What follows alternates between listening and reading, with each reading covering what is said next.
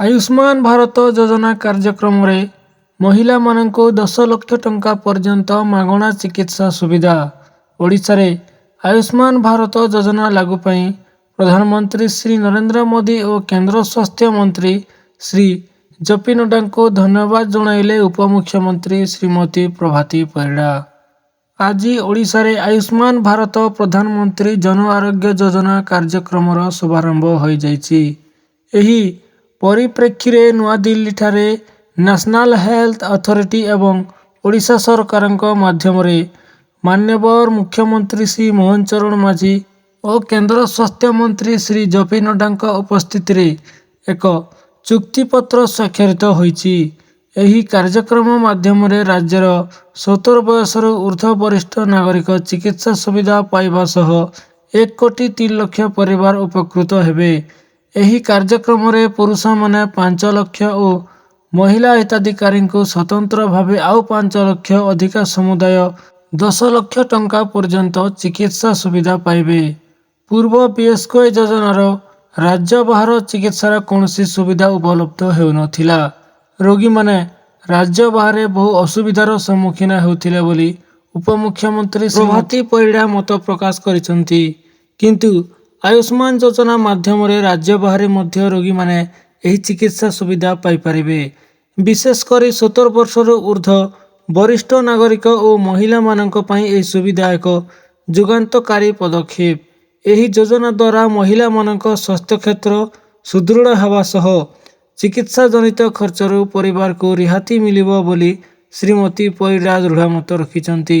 ଏଥିନିମନ୍ତେ ମାନ୍ୟବର ପ୍ରଧାନମନ୍ତ୍ରୀ ଶ୍ରୀ ନରେନ୍ଦ୍ର ମୋଦିଜୀଙ୍କୁ, କେନ୍ଦ୍ର ସ୍ୱାସ୍ଥ୍ୟ ମନ୍ତ୍ରୀ ଶ୍ରୀ ଜେ.ପି. ନଡ୍ଡାଜୀଙ୍କୁ, ଓଡ଼ିଶାର ମୁଖ୍ୟମନ୍ତ୍ରୀ ଶ୍ରୀ ମୋହନ ଚରଣ ମାଝୀଙ୍କୁ ଶ୍ରୀମତୀ ପରିଡ଼ା ଧନ୍ୟବାଦ ଜଣାଇଛନ୍ତି।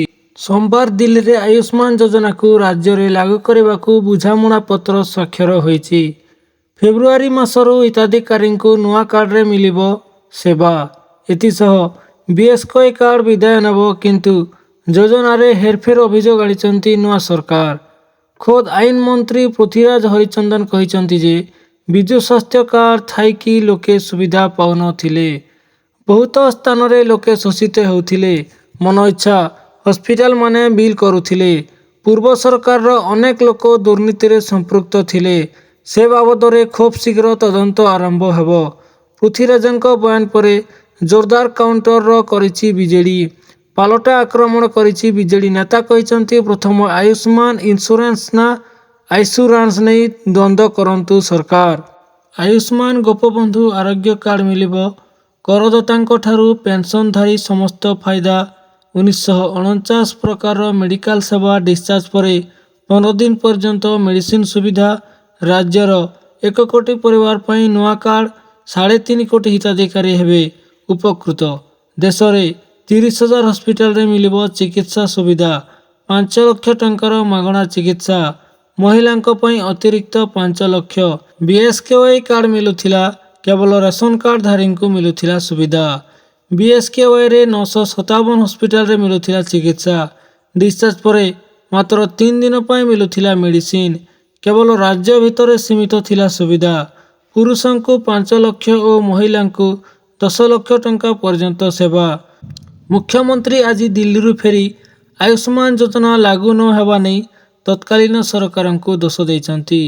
ଏଥିସହ ସମସ୍ତଙ୍କୁ ଭଲ ସ୍ୱାସ୍ଥ୍ୟ ସେବା ଯୋଗାଇ ଦେବା ତାଙ୍କ ସରକାରର ଲକ୍ଷ୍ୟ ବୋଲି କହିଛନ୍ତି।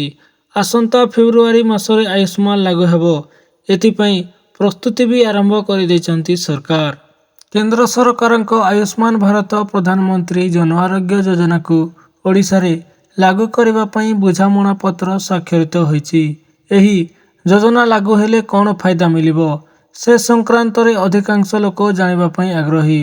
ସୂଚନା ମୁତାବକ ରାଜ୍ୟର ପ୍ରାୟ 1 କୋଟି ପରିବାରର 3.5 କୋଟି ଲୋକ ଏହି ଯୋଜନାରେ ଉପକୃତ ହେବେ। ରାଜ୍ୟ ଯୋଜନା ଗୋପବନ୍ଧୁ ଜନ ଆରୋଗ୍ୟ ଏବଂ କେନ୍ଦ୍ରର ଆୟୁଷ୍ମାନ ଭାରତ ମିଶି ଗୋଟିଏ କାର୍ଡ ଦିଆଯିବ। ଆୟୁଷ୍ମାନ ଭାରତ ଯୋଜନାରେ ଜଣେ ହିତାଧିକାରୀ ସାରା ଦେଶରେ ପ୍ରାୟ 30,000 ମେଡିକାଲରୁ ମାଗଣା ଚିକିତ୍ସା ସୁବିଧା ପାଇପାରିବେ। ବିଜୁ ସ୍ୱାସ୍ଥ୍ୟ କଲ୍ୟାଣ ଯୋଜନା ବିଏସ୍କେୱାଇରେ 900ରୁ ଅଧିକ ହସ୍ପିଟାଲରେ ସ୍ୱାସ୍ଥ୍ୟସେବା ମିଳୁଥିଲା। ବିଏସ୍କେୱାଇ କାର୍ଡ ମାଧ୍ୟମରେ 96.5 5 ଲକ୍ଷ ପରିବାରର ଚିକିତ୍ସା ଖର୍ଚ୍ଚ ରାଜ୍ୟ ସରକାର ନିଜସ୍ୱ ପଣ୍ଠିରୁ ବହନ କରୁଥିଲେ। ଆୟୁଷ୍ମାନରେ 1.3 କୋଟି ପରିବାରର 3.5 କୋଟି ଲୋକ ଉପକୃତ ହେବେ। ଆୟୁଷ୍ମାନରେ ପୁରୁଷଙ୍କ ପାଇଁ ବାର୍ଷିକ 5 ଲକ୍ଷ ଓ ମହିଳାଙ୍କ ପାଇଁ 10 ଲକ୍ଷ ଟଙ୍କାର ଚିକିତ୍ସା ସୁବିଧା ରହିଛି। କିପରି କରିବେ ଆବେଦନ? ପ୍ରଥମେ ଆୟୁଷ୍ମାନ ଭାରତ PMJSରେ ଅଫିସିଆଲ ୱେବସାଇଟକୁ ଯାଆନ୍ତୁ। ଏହାପରେ ଆପଣଙ୍କ ଆଧାର କିମ୍ବା ରେସନ କାର୍ଡରେ ଭେରିଫାଏ କରନ୍ତୁ।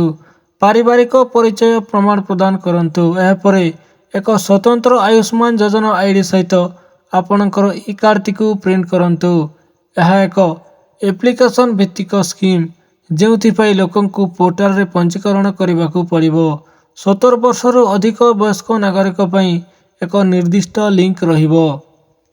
ତ ଏହା ଥିଲା କିଛି ନୂଆ ଇନଫର୍ମେସନ୍। ଯଦି ଆପଣମାନଙ୍କୁ ଆମର ଏହି ଭିଡ଼ିଓ ମାଧ୍ୟମରେ ଦେଇଥିବା ଇନଫର୍ମେସନ୍ଟି ଭଲ ଲାଗିଥାଏ, ତାହେଲେ ଚ୍ୟାନେଲଟିକୁ ସବସ୍କ୍ରାଇବ୍ କରିଦିଅନ୍ତୁ ଏବଂ ଭିଡ଼ିଓଟିକୁ ଲାଇକ୍ କରିବା ସହିତ ନିଜ ସାଙ୍ଗସାଥୀକୁ ସେୟାର କରିଦିଅନ୍ତୁ। ଜୟ ଜଗନ୍ନାଥ।